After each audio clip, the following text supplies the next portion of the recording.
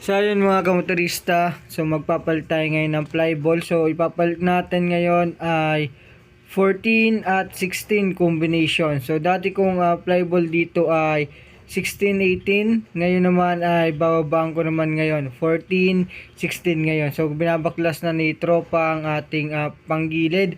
So itong gumagawa sa atin ay 12 years old. So ito rin yung gumawa dati ng motor ko nung nagpapalit din ako ng panggilid. At ngayon siya ulit ang hawak para ayusin ang panggilid natin. So mapapasin ninyo pinalit nilang belt, napakakapal pa. So nabiyahe ko na yun sa Bicol, pero hanggang napakatatag pa rin ng belt ko. And pinaayos ko na rin yung kicker syempre kasi matigas na. So bihira ko sa gamitin kaya tumigas na. Nandito tayo ngayon sa J&D Creation Large. Sa mga kamotorista, ang shop na ito ay located lamang sa San Barangay, San Francisco, along the highway lamang. So inayos na yung kicker natin sa loob, yung rotor kung tawagin. And syempre tinitimbang na yung ating flyball. So check kung tama ba yung bigat para sakto yung pagkakalapat ng combination dito. So ayan, tinatanggal na sa lagayan ni Pare Koy. So titimbangin natin kung ilang grams ang bola na to. So unang lapat ni Pare Koy. So ayan, makikita natin. So 14 grams, ayan, sakto. So check natin syempre yung pangalawa rin. So sakto rin ang lapat. So ayan, 14 grams din. And yung pangatlong ilalagay, syempre, ayan, 14 grams din. So sakto yung lapat na bigat ang ilalagay natin. So tatlong 14 at tatlong 16. So combination. So alternate yun mga kamotorista para maganda yung ikot ng ating flyball. So ito yung 16 na ilalapat natin. So tinimbang na ni Pare Koy. So sakto rin ang timbang nito. So ilalagay na dyan syempre pagkatapos timbangin. So ilalagay na yan. I-arrange na ng tamang pagkakalagay. Pagkasunod-sunod ng bola para maganda ng arangkada natin. So ito yung mga tinanggal mga kamotorista. Ito yung 18 at 16 na flyball.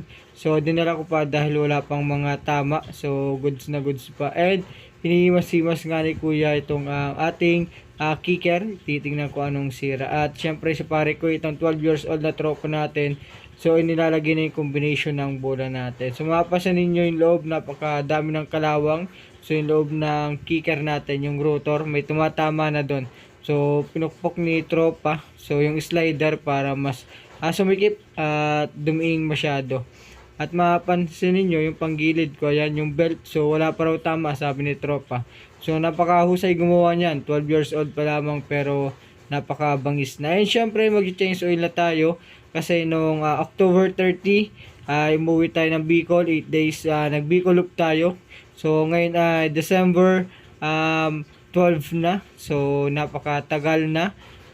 Almost 1 month may higit na. So naibiyahin na natin ang Bicol, naiuwi na natin dito kaya linis panggilid, change oil at gear oil tayo.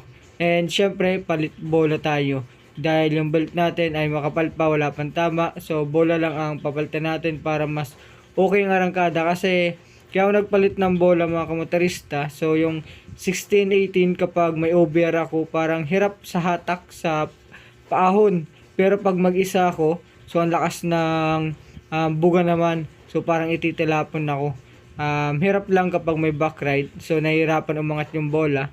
So dahil mabigat nga ang 18. Kaya ngayon naisip ko palitan ko ng 14 at 16 para medyo magaan at mas madali maglaro yung bola sa loob. Ayan, nakapag change oil na tayo.